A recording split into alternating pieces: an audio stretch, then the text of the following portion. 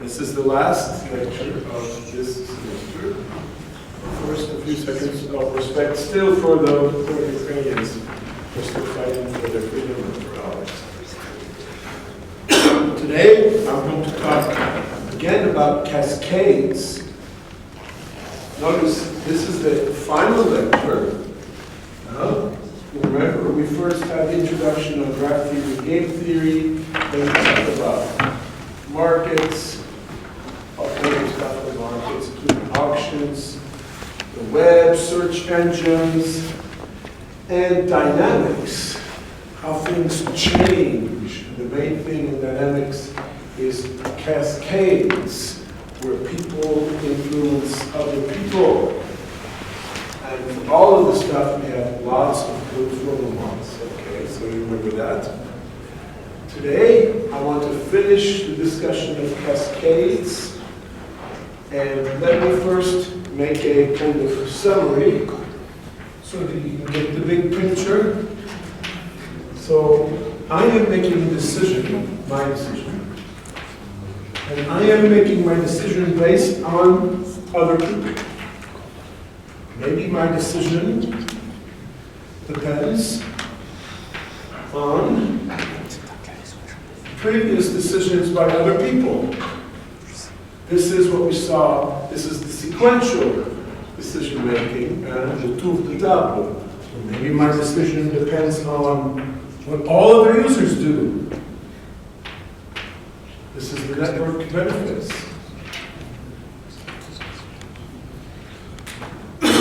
These two, I'm not actually looking at the network structure, the neighbors, but I will today. Maybe my decision depends on my neighbors in the network.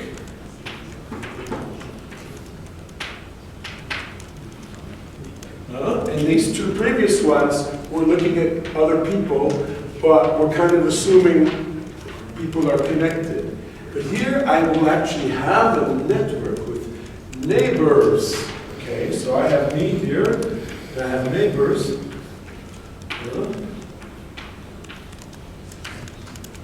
This is me and this is my neighbors.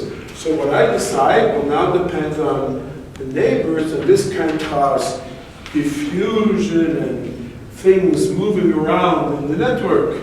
Okay, that's what we're going to talk about today. The detailed structure of this graph. Who are my neighbors? What do they do? And things can diffuse. Okay? And sometimes they stop diffusing. Things can propagate or not. So basically, how the network structure influences cascades. Let me first, before I continue, I want to make a small announcement. I will have to leave a little bit early today. So I will not do a break, but I will stop at 3:20. Okay? So the end will be at 3:20, so the video will keep going until the end. So there will be no break. When I stop, it will be the end of this semester's course. Okay, so decision making. Before, we looked at the network as a whole bunch of people that are somehow connected. But today we're going to look at the actual links. Remember in the early part of the course, we looked at that. That is social network friends. Okay, explicit connections. And the cascading will go through that. Our decisions depend on friends, colleagues.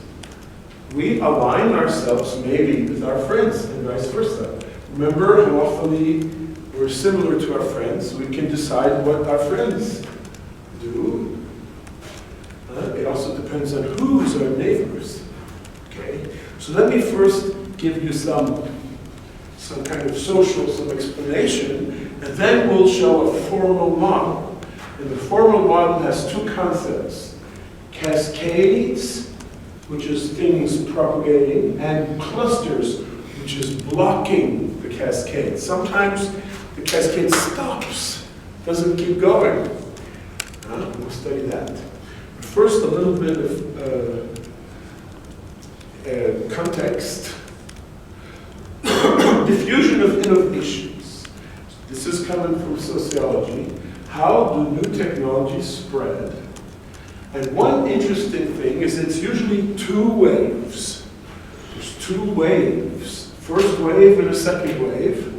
The first wave is information. People learn about the new thing.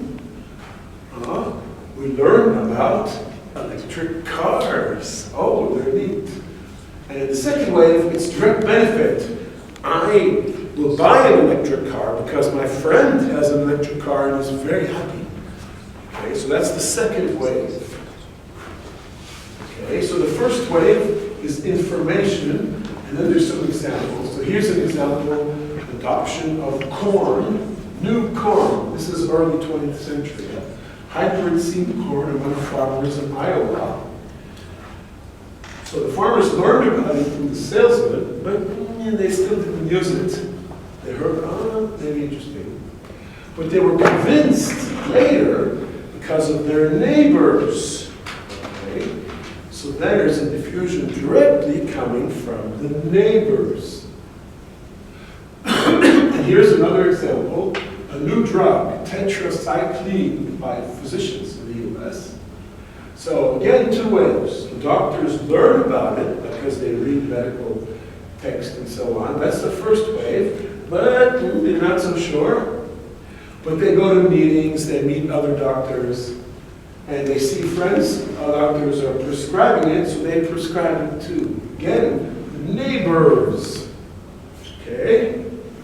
So there's a new thing, novelty, which is risky, but it was a good one. The early adopters, the neighbors, get kind of prestige, and the people follow their decisions. Okay, so we're going to kind of study that. And we're going to study, mostly it'll be the second wave, how it goes through the neighbors, the direct neighbors. Person-to-person influence. Many examples. Telephone. If I get a telephone, it's only useful if the other guy also has a telephone. Otherwise, what do? I call the moon or something. So it's many examples. Same for email. It's only useful if there's somebody receiving it. Okay, so it slowly gets adopted by neighbors, and there's many principles. So this is sociological. So first of all, there's an advantage. Second of all, it has to be kind of simple, not too complicated. Third of all, you have to see, it's not hidden, see that it's working. Trialability, you can actually test it before really doing it. Also, it's compatible with the social system. You don't have to change completely your way of living to use it. And homophily, which is people that are similar, can actually be barrier. If you have a little group of very ultra-conservative guys, they will reject maybe these nasty devil innovations. Okay, so that's kind of the sociology. Now, let's make a model, and it will start by a little bit going from game theory to see what your payoff is. So we'll first talk about cascading. So I'm here, and I will make a decision, okay? And the decision is based on what my neighbors do. So we have a graph. So I have him here, and I have my neighbors, okay? And we'll look at the direct benefit effect. So I will look at my neighbors, and I see whether they have benefits, okay? And as more of my neighbors adopt something, then there's more benefit for me. And so depending, so here's me, here's my neighbors. If more and more the neighbors are doing the new thing, eventually I get a benefit from doing it, and I kind of flip to the new thing, okay? So it's a game. It's basically a coordination game. So I have me, and I have a bunch of neighbors. So let's look at me, which is V and one of my neighbors, W. And I have two possibilities. I can use A or B, make it simple. I use Mac OS or Microsoft Windows, for example. Okay? And same for W. And there's an incentive. Remember, this is a coordination game. Remember a coordination game? There's an incentive for V and W to use the same thing. Okay, so there's a simple coordination game. So me and my neighbor are the players. And the strategy is I use A or D. And there's a payoff if both are doing the same. Otherwise, there's no payoff. Remember the coordination game? So this is for each edge. Okay? So that's pretty simple, right? I have a neighbor. But really, I will have many neighbors. So here's me. I have some neighbors that are using A. Here are all the A's. Some neighbors are using the other thing, B. And what's my payoff? Okay, so assume I have D neighbors in all, degree, and the P fraction have behavior A, and 1 minus P have behavior B. And the payoff, remember, for each edge it's a game. And there's a payoff if it's the same thing.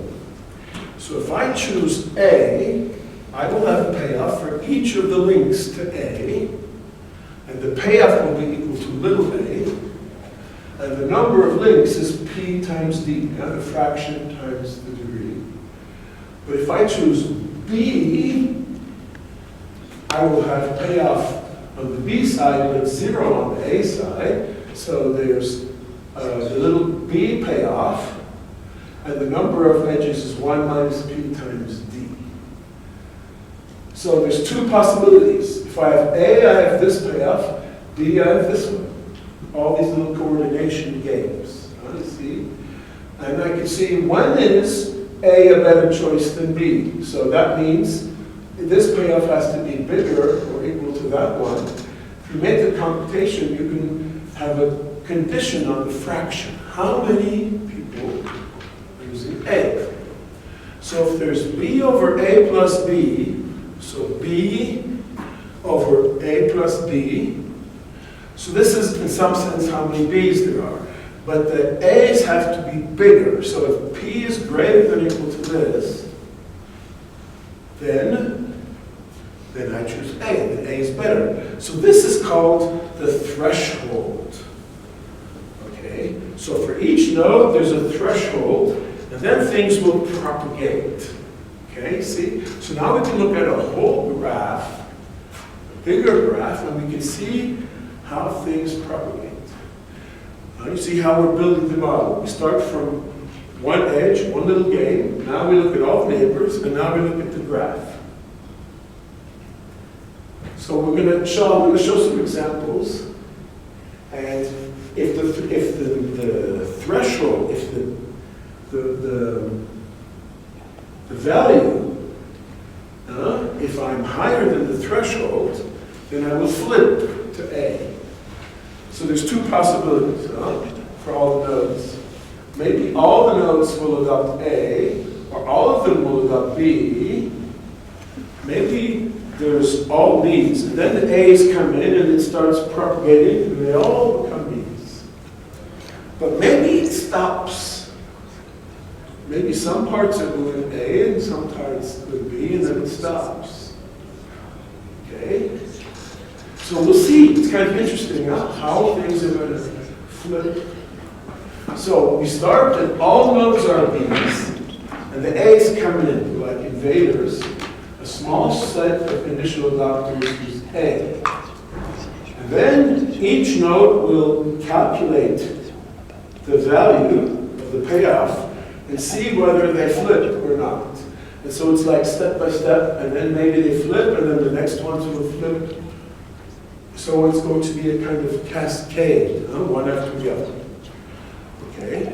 So here's a simple example. I'll just show with this one. So here we have a little network, okay, with nodes, V, W, R, S, T, U. Suppose the value of little a is 3 and little b is 2. That means the A payoff is a little bit more than the B payoff. The threshold then is B over A plus B, which is 2/5. Okay? And now we can see what happens. Assume V and W are initial adapters, so they flip to A. They're A. Okay? What happens? Well, look at R. R, the threshold percentage is 2/5. But look at the neighbors of R. There's 3 neighbors, and 2 of them are A, and 1 of them is B. That makes 2/3. R has 2/3 A, and since 2/3 is bigger than the threshold, 2/5, R is going to flip. See? Because it's surrounded by A's. T is the same as R. T has 3 neighbors, and 2 of them are A's. So it's 2/3, and the threshold is 2/5, but it has many more than 2/5. The neighbors are A, 2/3. So T will flip. So you have this and this. But now it keeps going. S has 3 neighbors, and 2 of them are A, and 1 of them is B. So it's 2/3, and the threshold is 2/5. So S is going to flip, and also U is going to flip. See, so you start by putting in these initial adapters, and there's like a chain reaction. And eventually the whole network is turned into A's. You see how it flips, huh? And each node decides by itself whether there's an advantage, and the thing is kind of propagating. So in this example, all of the network flips to A. But is it always like that? Well, let's look at another example. Here's another network, more complicated one. But here, it's going to stop, and it's not going to flip all of them. So assume, again, the threshold is 2/5. That means in order to flip, you need to have at least 2/5 of the neighbors being A, okay? The same values of A and B as before. Assume initial adapters are 7 and 8.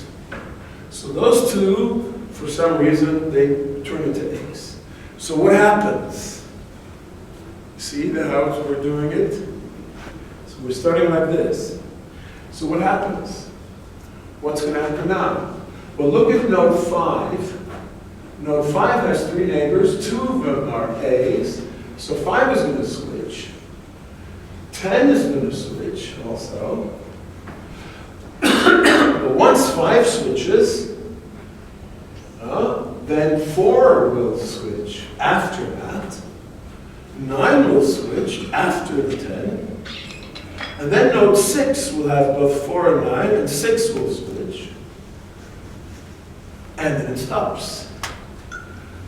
It's going to stop here and there. So it's kind of interesting to see why it stops. So we get this. We get like a little island in the middle of A's. This is the final outcome. And no more nodes are switching. It stops here. So node 2 has 3 neighbors. 2 of them are B's. So it only has 1/3 A. And 1/3 is less than 2/5. So 2 will not switch. The same for 11. It's 1/3. 12 has 4 B's and 1 A. So it's 1/5. But the threshold is 2/5. Question? Is it assertable that if my threshold is 1/2, the new one is going to adopt, or is it just a point? 1/2 is not a special value. It all depends on whether I get a benefit. So here the threshold is 2/5, but it might be 1/2 or 2/3 or something, huh? But I have to have more. So 1/2 is nothing special in this model, huh? No, it was a What was your question? If I have as many neighbors that are A as that are If it's equal, tiebreaker. So I have one. So usually you will assume, maybe because of novelty, that if it's equal, that the node will switch, or not. In this case, it doesn't actually happen. Huh? They're all going to be less. So usually, if it's equal, then you assume it will switch also. Okay. But you don't have to. So here, 14 has also, it has a 1/3 neighbors of A, and the threshold is 2/5, which is 0.4. So this will not switch. So this, it stops. So there's kind of like a barrier here, and on the left also. Okay, so interesting to study what's going on. How does it keep going, and when does it stop? If it stops, so it can stop. Huh? So when things are cascading at a given threshold, there's two possibilities. So either it runs for a while, but then stops, and not all the nodes are flipped, or it has what we call a complete cascade, and all the nodes flip. So a complete cascade with threshold Q.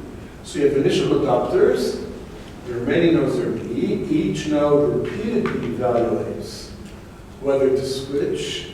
If this cascade eventually causes all nodes to switch, we say it's a complete cascade.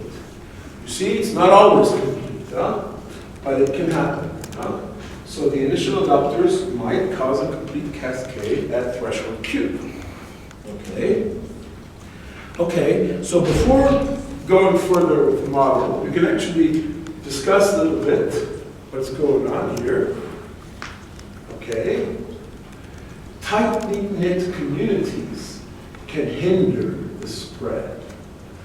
A tightly knit community. If you look here, this one on the left, 1, 2, 3 is like a little community, and it's very tight, and it will not adopt A. Okay? So a tightly knit community can hinder things. A was never able to leap at 1114 also. So this is like the real world. There are communities who don't switch. There's political viewpoint communities or technology communities, and they don't switch. Okay, so this is like the real world. And another thing is, you can actually do things to help the switch. Now, if the maker of A changes the value of little a, this is the pay alpha, to 4, the quality of A gets higher, then it makes it easier to switch. The threshold, Q threshold value, will drop to 1/3, and now all the nodes switch. So the makers can affect the threshold. And another way to affect the switching is to look at some key people and convince them, like 12 or 13. If I convince 12 to switch somehow, I pay this guy a lot of money to switch, then all the ones around will now switch. Okay? So if you can somehow convince a small number of key people to switch, then the nodes will switch. But it's not everybody. Some nodes doesn't matter. If you look at node 11, if I convince this one, it will affect nothing. So this guy is not useful, but number 12 is useful to convince. Okay?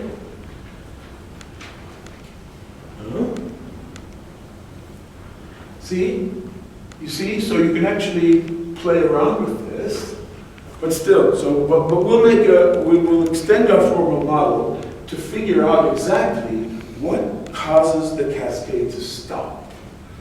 But before doing that, let me compare this model with the other models, which are called population level models. So in this model, you know the actual connections. In a population model, you don't care about the actual connections. There's actually diffusion among everybody, among the population. Now, in this model, the network model, you don't have to worry about everybody. In the population model, at direct benefit, you have to worry about how many percentage of everybody is using it. But here, you don't have to worry about that. You only have to worry about your neighbors. And there's much fewer neighbors. So you only have to worry about a small number of people. So if you know the topology, it's actually maybe easier network model. Okay, so that's kind of some intuition about how things cascading. Now let's look at the second part of the model. This is what makes the cascades stop. What blocks them?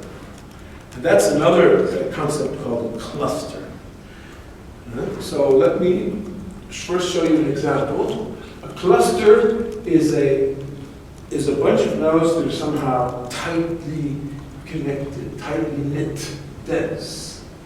So here, for example, A, B, C, D is kind of, you could say it's a cluster. So what does it mean? Well, we can make a definition. What does it mean for a community to be dense? So we define a cluster of density, P, is a set of nodes such that each of the nodes has at least fraction P in the set. Okay, so A, B, C, D are a cluster of density 2/3, because every single node has at least 2/3 in the set. So C, for example, has all the nodes in the set. That's 1. That's more than 2/3. D has a connection to E, so it's less than 1, but it's still 2/3. Okay? A cluster of density P, each node is looking to at least P of its neighbors. So the nodes are kind of inward looking. Okay? They look more at their neighbors than on the outside. Okay? So that's the concept of a cluster. And it turns out that a cluster it can stop a cascade. Okay? Okay, let's talk a little bit about the cluster. So each node in the cluster has some fraction of its friends in the cluster. So it's kind of glued together, but still it's kind of a strange definition because it doesn't say really anything about how really they're connected. So the set of all nodes is always a cluster of density 1, of course, because all nodes will be connected only to nodes in the network. And if I make the union of two clusters of density P, the result will be also a cluster of density P. Now think about it. Each node is inward looking. If I make the union of two, then a node that's inward looking will still be inward looking, okay? And of course, we can have many different clusters with many different values of P. Okay? Okay, let's go back to our example now. Remember the example where the cascade was stopped. Okay? Notice we have two clusters here of density 2/3. So these three nodes, each node is looking inward to at least 2/3. So node 2 is looking at 1 and 3, and it only goes outside for 1, so that's 2/3, and 1 and 3 also. Here, for example, node 11 has 2 inward-looking on the edges and 1 outward. 12 has 4 inward-looking guys. 14 has 2 inward-looking, and all the others are completely inward. So this is a cluster of density 2/3. Okay? This one 2/3, this one 2/3. So they're inward looking for 2/3. And notice, remember the threshold for flipping over. The threshold for flipping from B to A, remember it was 2/5. So you had to get at least 2/5 of the nodes being A nodes to flip over. But if 2/3 are inward looking, then you cannot get enough external ones, okay? So 2/3 is higher than 2/5. Somehow it means you can never get 2/5, okay? Is this the general principle? So the percentage of inward-looking nodes is blocking the threshold. So is this a general principle? And the answer is yes. This is a general principle. Clusters are the natural obstacle to cascades. So if you have a cluster with the right threshold, it will block a cascade with the right threshold, okay? And we can actually make a theorem, and I will prove the theorem, comparing clusters and cascades. So now we can actually predict really what happens. So consider initial adapters with threshold Q for the nodes in the network to adopt behavior A, okay? If the remaining network, so outside of the adapters, contains a cluster of density greater than 1 minus Q, the adapters will not cause a complete cascade. The cluster will block the cascade. Okay? And it's if and only if. If there is not a complete cascade, then there exists a cluster of density greater than 1 minus Q. So it's really if and only if. A complete cascade is blocked if and only if there is a cluster of density greater than 1 minus Q. So if the cluster is dense enough, it blocks the cascade, okay? And you can prove this. Be careful. It's proof in 2 directions. So if I were to ask you this proof, make sure you're looking at the right direction, okay? So if you look at the first direction, there exists a cluster, then the cascade is blocked. So we can show that, okay? So an arbitrary network. Here we have a cluster, okay, of density greater than 1 minus Q. We have to show that none of the nodes in this cluster will adopt A. So we can show that. Assume we have some node V in the cluster. Assume it adopts A. We go to contradiction. Assume it adopts A at some time step. The earliest time step. At the earliest step, that V adopts A, the only neighbors of V using A are outside of the cluster. But the cluster has density 1 minus Q. That means this can only be Q less than Q.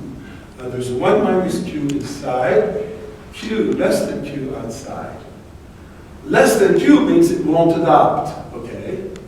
It has to have at least Q to adopt, so it won't adopt. Okay, so the cluster will stop the cascade. And we can do the opposite thing. Assume the cascade stops. So there's a cascade and it doesn't go on. We can show that there exists a cluster. So that's the other step. So assume we have some initial adapters, there's cascade, and all the nodes inside this ellipse are switching. But some nodes don't switch. It's not a complete cascade. The cascade stops. So all the nodes up there are the nodes that don't switch. We call them S. Okay? So W is a node that doesn't switch. Okay? W does not want to switch. Therefore, the fraction of its neighbors using A is less than Q, clearly.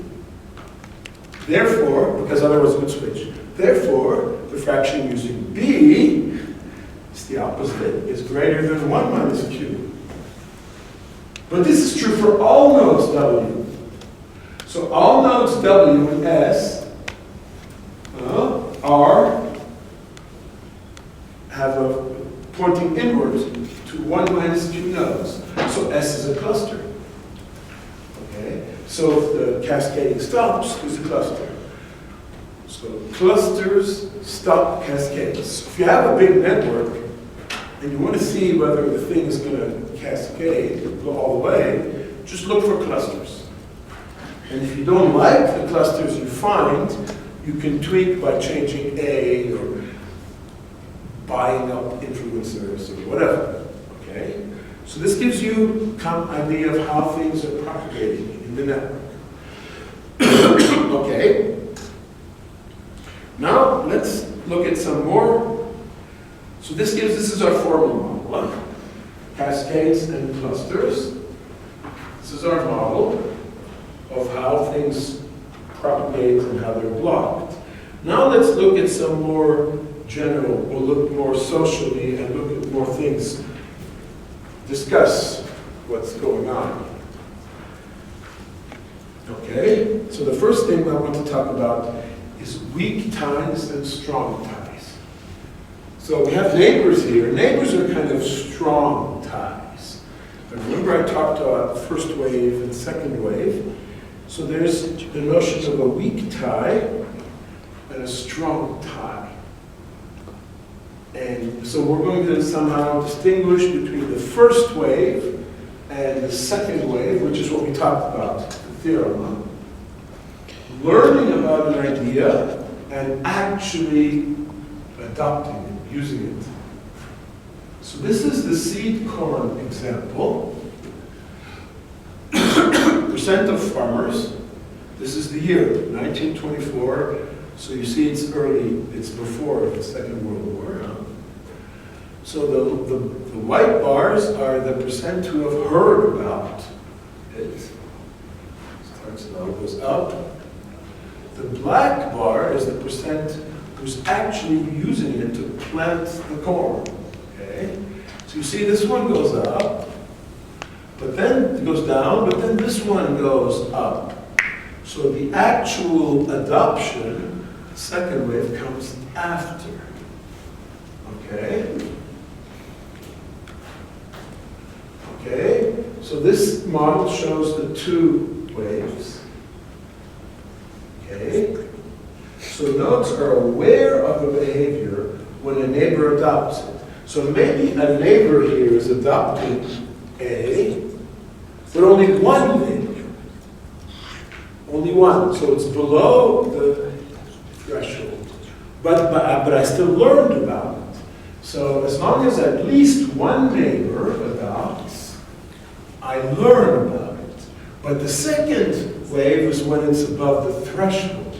When more and more and more neighbors are adopting, eventually it goes above the threshold. So our cascade model shows the two waves. You see that? The first wave is when at least one neighbor, but you don't go over the threshold. The second wave is when you actually have enough neighbors to go over the threshold. Okay? So we can actually make a connection with what we saw a long time ago. Strong and weak ties. Okay? So weak ties are acquaintances and strong ties are friends. Okay? The weak ties form local bridges. Remember that? So here, for example, UW is a weak tie between two tightly knit communities, provides information, but it will block any cascade, okay? Information so that you will learn about it, but you will not adopt because you're blocking. So a bridge, or a local bridge, will give information, but will not let you adopt because you will not get above the threshold. because only one link is enough to get above, not enough to get above the threshold. So weak ties, these are going to be weak. Remember Granovetter? These only convey awareness. If you need adoption, you need strong ties. Okay, so that's a thing. And there's some discussion of social movements, revolutions or whatever, ideas that spread. So ideas, social movements, so this is actually quite interesting. Social movements, how do they spread? Okay? Well, ideas spread quickly by videos, whatever, but that's the first way. If you actually want change in behavior, which is political mobilization, people voting, acting in their neighborhoods, whatever, it's much slower. It comes later and it needs strong ties. Okay? So the local bridges will not help for adopting. It's risky. The payoff has to be high. And in this kind of situation, you need all your neighbors, otherwise the payoff is not going to be high. It's risky. Okay? So the strong ties are important. Okay, so that's a thing. You have to worry about strong and weak ties in this. And this whole business of cascading, it's important so not just in internet, but in real life, in society, social structures. Okay. Another thing is slightly generalizing the model is heterogeneous thresholds. Okay. So you have A and B. Each node decide A and B, but maybe they don't have the same value for A and B. Maybe they put more value on certain things. Okay? So what this does is you change a little bit the game. So you have V and W on an edge. If they both do A, you still have a coordination game, but the payoffs are different now. The two values of A are different. A maybe has more value. V has more value for A than W. So AV may be bigger than AW. Okay? So we have more complicated payoffs. This is a new coordination game. But everything else is still, so this is not really changing so much. Okay? You still have a threshold. Okay? And the threshold will be BV over AV plus BV. You can still compute the payoffs, and the payoffs will be the payoffs for V, so it will all be the V payoffs. So that means even if the nodes have different ways of looking at the world, it's still useful. The model still works. Okay? And we can look at this now. Let's take a look at this example. So look at this example now. So node 1 here is an initial adopter. Okay? But it's not going to influence anybody. But now we have something extra. Node 3 has a very low threshold. We put now the threshold, so E3 will be very easy to influence. Okay? It will switch to A very easily because they put a lot of value on A somehow. So the threshold is 0.1. But the other ones are higher, okay? That means 3 will switch, okay? Because it's easily influenced. 3 is an influenceable person. So this is a thing in networks. If you look at your neighbors, some of them are easy to influence. Some of them are harder. So if 3 flips, then the others will flip also, okay? Then all of these guys will flip, okay? But still there's blocking, huh? So there's a cluster blocking. And it's still the same. In this model, every node has a different threshold. So some nodes, like 3, are very easy to influence. Some nodes, like 4, are very hard to influence. Okay? And the node's influenceability is different. You still have this blocking cluster idea, except that now the nodes are not all the same. Okay? They're different. And we still have the theorem. There will be complete cascade if and only if the remaining network does not have a blocking cluster. So the blocking cluster is slightly different from the cluster because each node has a different threshold. Each node will have more than 1 minus q index v. So the nodes can be different, but they all have to have a looking inside. Okay? So that means even if the nodes are very heterogeneous, it still works. Okay? And now let's take a look at revolutions and repressive governments. So this stuff is actually applicable to that. Assume we are organizing a protest under a repressive regime. A public demonstration is planned for tomorrow. Tomorrow, please show up. Okay? Now, if many people show up, the government will be weakened. But if only a few show up, then they will all be arrested. It's kind of a dilemma here, what to do. If you go, and there's a few people, you'll be arrested, but if there's lots of people, then you win, and you're not arrested. You see, it's kind of a dilemma. So what do you do? This is called collective action, a collective action problem. There's benefits only if enough people participate.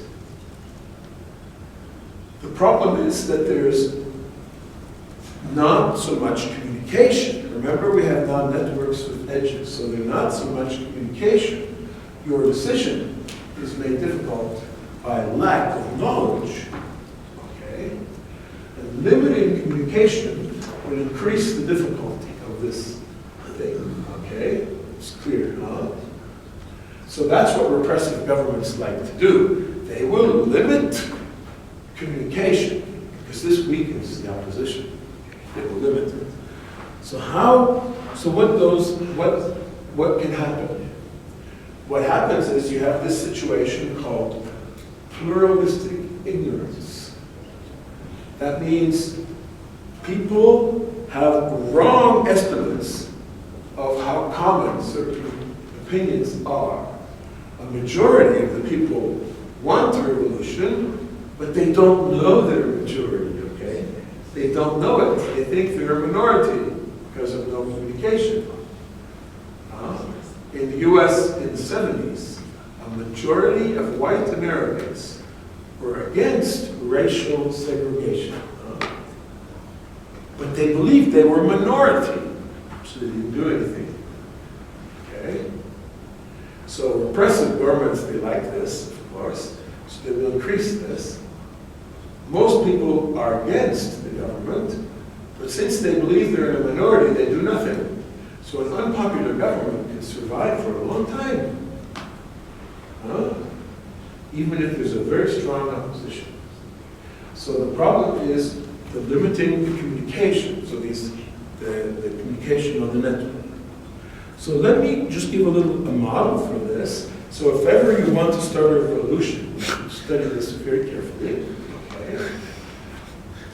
So this is a little bit different model than what we saw before. So we have 3 networks here. So each person in the social network knows about an action, some kind of demonstration that there's going to happen. Each person has a personal threshold, K. I will join if I am sure that at least K people, including myself, will join. So if the K is very high, then they're timid. If the K is low, they're very confident. Okay? Each person knows his neighbor's threshold, but nothing else. So you will know V's threshold, or you will know V's threshold, but you will not know X's threshold. trust the people you actually meet. So you will trust V, but you will not trust X because U has never met X. Okay? Who knows? So what's going to happen? Here we have three networks. UVW, again, UVWX. The third one, there will be an uprising, revolution. But in the first two, there will be no revolution. Why not? It's interesting, huh? So let's take a look what's going on here. In the first one, we can reason about it. W needs 4 people, but only knows 2 people. So W will certainly never join, and therefore V will never join, and U will never join. So this one will have no revolution. In the second one, look at U. U knows V and W's threshold. Okay, we saw that. But U also knows that V and W don't know each other. Is it safe for U to join? Well, U doesn't know what's going on here. Okay, U has no idea what's going on behind V and W. So if X's threshold was very high, like 5, V would not join. So U cannot take the chance. So U does not join. Okay? So there's no uprising. But in the third case, look at U, V, W. Each one knows the 2 others. And each one knows the threshold is 3. So U knows V and W. W knows V and U. And V knows U and W. And they know the threshold, and because it's a triangle, they each know that they know, they know that they know that they know. So this information is recursive. It's something called common knowledge. Each node knows that the other nodes knows what they know. Okay. That means U, V, and W, because the threshold is 3, they know that they can all participate. So they will participate, and they will cause the uprising, and the revolution is going to happen. Okay? So this is kind of a subtle thing. There's a couple of things I want to say about this. So this depends on strong ties. Now these are all strong ties, where you know the other person. Otherwise there will be no uprising. Okay? The weak ties is enough for disseminating, but not for action. For action, you need strong ties. Okay? Many strong ties. And for strong ties, you can obtain something called common knowledge. Common knowledge is where you know that somebody knows that what you know, that it's recursive. For example, if you have a meeting, a rally, everybody sees everybody, and then there's an announcement, then you know that everybody has heard that, and that other person knows that you have heard it. So everybody knows that everybody knows. So that's why the rallies are important. Okay? So strong ties lead to common knowledge, and that leads to collective action. So this is the manual for being a good revolutionary. Okay? So a few words on common knowledge. Okay? There's a whole theory of common knowledge, but I'm not going to give you a real formal definition. Common knowledge means that what you and what the other person know is recursive. You know that they know that you know something. Okay? And the way to get common knowledge is to have public things, public meetings. For example, a publicized speech, an article in a newspaper, high circulation. It's not just that you read the newspaper article. You know that other people also read it. So you know that they know, and they know that you know, okay? So it's not just transmitting a message, but you know that others have also gotten the message. You see that? So when you read a newspaper article, it's not just that you got the information, it's you know that other people also got. That means you have a whole group of people that have read the article, and you know that everybody knows, and they know that you know. Okay? And that's how you can organize, for example, resistance against repressive regimes. Of course, the repressive regimes will not allow freedom of the press, freedom of assembly because of this, because they don't want common knowledge. Okay? And it turns out there are organizations, institutions that can give common knowledge. It's not just newspapers, it's other institutions.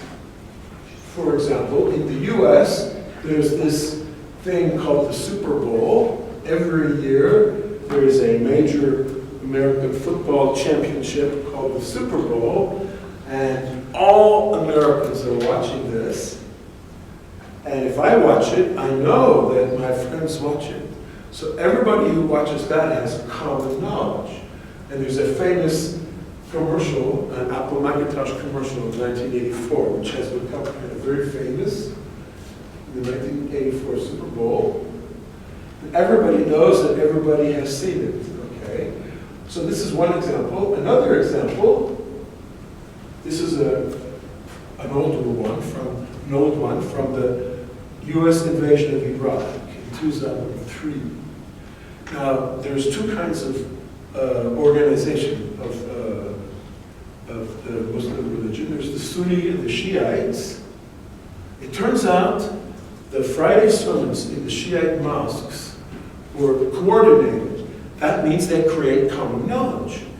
Everybody goes to the sermon, everybody hears, but everybody knows that the other people have also heard it. You see? It's kind of recursive. And they know you have heard it.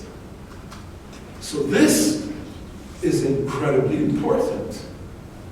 Whereas the Sunni establishment didn't have the comparable organization. Okay? So this actually is very important, and it helped that people understand and organize what's going on.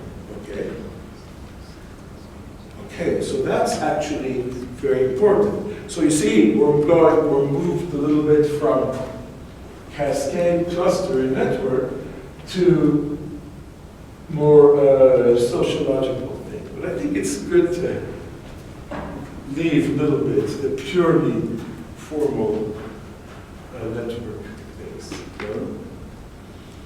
Okay, so let me make a summary now of what we did in cascading. Okay, so remember we have three. So cascading in general means I have to decide something, and it depends on other people. That's general. And it's recursive, so this will affect more people and so on. So you have some kind of a snowball effect. And we saw three kinds of cascades.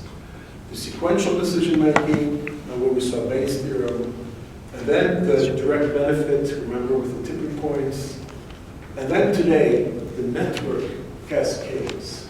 Okay? So that's what we saw today. Remember, we saw what's a cluster of density P has at least fraction of P of neighbors in the set. So for me, the way to understand it intuitively is the nodes are looking inward. They see P fraction of their own neighbors. So a cluster is kind of an inward-looking thing, okay? Also, in order to adopt new behavior, you have to look at the payoff. So there's a threshold, a percentage of your neighbors that have to have the new behavior for you to adopt it, for you to have an actual payoff. And the theorem, a complete cascade will occur if and only if the remaining member does not have a cluster density greater than 1 minus q. So clusters can block that. If the cluster, inward-looking cluster, will block translation. So this is the barrier, okay? And And we talked also a little bit about socially what it means, information dissemination in general, pluralistic ignorance when there's no information fusion. So this is amazing because even a few weak ties would suffice, but there's no diffusion. And if you want to do collective action, you need strong ties and you need common knowledge. So if you want to make a revolution, and please note this when you make your revolution, that you have to have strong ties. Everybody has to know what everybody knows. Okay? So when I am informed, I have to know that the other person is also informed, and they have to know that I am informed. So it's not just telling everybody, they have to know that the other person is also informed. So that is called common knowledge. And if you have that, then you can organize your revolution. Okay? So that's nice, huh? So if you ever want to run on government or something, it's important. Okay, so now we're kind of slowly going to the end of the course. This was a course we touched on many things. Okay, how networks and people influence each other. So I want to say a few words now to help you get your mind around the whole course. Okay, so this is a new kind of scientific discipline, how people and networks interact. Foundations are coming from graph theory and game theory. We also economics, actions, markets, negotiation, information traveling around the network, web search, dynamics, things that change over time, like cascades. Cascades are really important and hard to predict and understand. There's many different kinds of cascades. And finally, certain large-scale properties, the power laws, the long tail. So the long tail allows companies like Amazon to take advantage, or it allows a small number of influencers to have a huge influence because the proportion of them is organized according to a power law. Okay? So that's the kind of things we saw. We defined very many formal laws. In fact, almost one every lecture, right? Or more than one. And we analyzed them, idealized, and they were very different. Some of them are discrete, like the market clearing. Remember the one, the bipartite matching markets? Some of them are continuous, like the tipping points, one we saw last time. Today also was discrete, okay? And they're all simple enough that we can kind of analyze them. There's so many of them, it's usually a mess, right? Okay? So where do we go from here? Well, this course is only the beginning. In fact, the internet is still transforming society, and we are in a very bad situation, actually, but which is maybe good also. We are in a strong situation where there's many strong changes. For example, one of the changes is the pluralistic ignorance, the information bubbles, the false information. The rise of Facebook coincides with the rise of polarization. I didn't emphasize it so much. And with very, very bad effects, such as suicide in teenagers, has risen almost similar with the rise of social networks. So we have to worry about it. And very recently we have a new thing coming in, a new joker, which is truth and falsity is going to be very hard to distinguish when you have arbitrarily generated text like ChatGPT and images. What is true? What is not true? So we still have some interesting things. Maybe in future courses I'll say a little bit about that. Okay? So how do you study for the exam? So you have to know the formal models. So I will ask you questions about them. Some of them you have to actually be able to work out, like Nash equilibria, okay? Or I can give you a network of traders and ask you to figure out what the equilibria are. Okay? There's also going to be some theory questions. And remember, and I'm grading the midterm, so don't worry, I'm busy on it. You will soon have the results. And so the midterm corresponds to part of the final exam, 5 points. And the other part is 10 points. So you will, for the first part, get the maximum of the midterm and those 5 points. Okay? So if you did very well in the midterm, that makes less work for you for the exam. And I made one slide, which I put here, which kind of summarizes the whole course. And it's all kind of convergence effects. So I don't know, maybe this can help you. So each of these formal models is actually some kind of an equilibrium. Remember, triadic closure? Well, the equilibrium is everyone becomes friends, or structural balance with enemies and friends and enemies. Or games, Nash equilibrium, or Pareto optimality, or auctions. So the dominant strategy is bidding your true value, and if you deviate from that, you will lose money, so there's a convergence to this. Also, markets converge towards market clearing, supply equals demand. So again, if they're deviating from that, they will converge back to that. There's, in trading networks, you have monopoly and competition.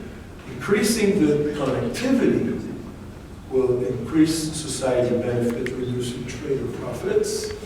Remember also negotiation in networks depends on your position, and it converges towards removing instabilities and tending to Nash solutions, so fair solutions where you're not able to sabotage the agreement. And page rank is always converging, of course, as the internet is, the web is changing. It's fluid flow, as if the links are changing, the flow will change. Okay? Okay, and then we have cascades. Okay, information cascades, direct benefit cascades. Each decision is based on others. My decision is based on others' previous decisions, and it's recursive, so they keep cascading. So we have information cascades, direct benefit cascades, and certain kinds of effects. Now this one probably should be moved to a higher level in the bullet. So there's actually 3 kinds of cascades. And then a final thing on preferential attachment. When network growth is organic, when people learn the network, when it's growing like a real living organism. And this gives you the power law on the long tail. Okay. And I guess that kind of ends the course. So I will end here now. So I wanted to end it early, so I think we're in time. And so thank you, my faithful audience, for coming all the time. Thank you also the video audience. Okay. So I will wish you all good luck for the Blooms. Thank you. The final exam. Thank you.